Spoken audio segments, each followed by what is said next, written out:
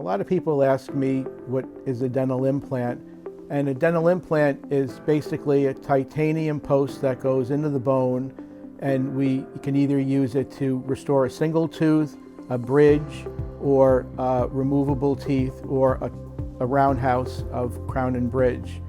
We like to place mini implants here because they're placed less invasively, they're non-surgical, and they're also less costly, and they can be restored much sooner than a conventional implant.